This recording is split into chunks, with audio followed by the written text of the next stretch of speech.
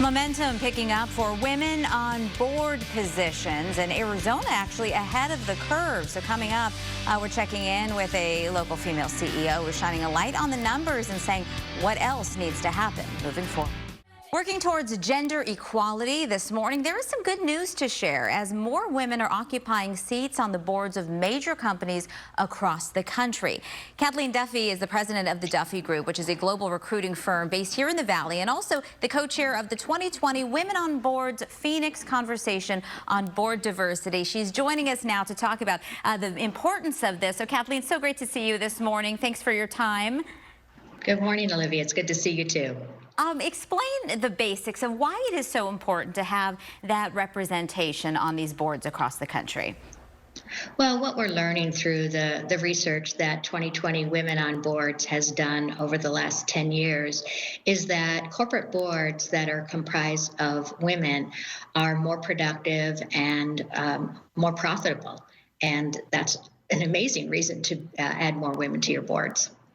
We've seen through this COVID pandemic an impact on women in the workforce, primarily because we'll fall into a traditional role of keeping the household together. The kids are doing this distance learning. So a number of women are pulling back from their careers, whether it's completely or, partially. How problematic is that going to be? And what do you think the advice or direction for groups like yours can be for these women who are going to maybe suffer a career setback?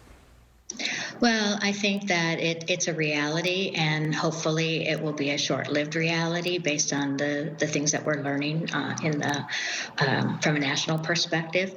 But I think that leaders of companies need to provide the opportunities for these women. I think that the underlying issue is that we don't see enough women being able to move into the C-suites.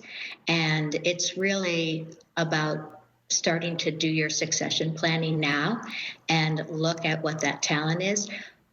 I would say that from a C-suite perspective, what this pandemic has rose to the top, if you will, are roles that are like chief legal counsel, your chief human resource executive, and the role that they have had to play in companies. And those are predominantly female roles, and those are opportunities for those individuals to be able to be highlighted and ultimately be tapped for board positions. Kathleen, as you're looking at the representation in Arizona and compared to other states, we're doing pretty well, right? Well, we are improving significantly. This is our first year where we have hit the 20% mark, and we're just shy of it a little last year. So in 10 years, we've made it to 20%, but we still have a lot more to do. We have 41 companies in Arizona that are on the Russell 3000 index, and only 25 of them are what we call W companies, which currently have 20% or more women on their boards. And of those 25, only 3 of them are gender balanced, which means at least 50% of their boards are comprised of women. So work to be done. Tell me about what's happening on the 19th. Oh, it's a big day. It is the Phoenix Conversation on Board Diversity, and we are going to have a keynote speakers. We have a panel, and we have VEDA manager Adrian Brown, Leslie Dashu, Ken Lamnick, who is the CEO of Insight, and Betsy Sanders. So we have a robust panel that will be able to speak from leadership perspective. We've added more cultural diversity this year as well, because that is also an underrepresentation. People of color are not being represented on corporate boards either.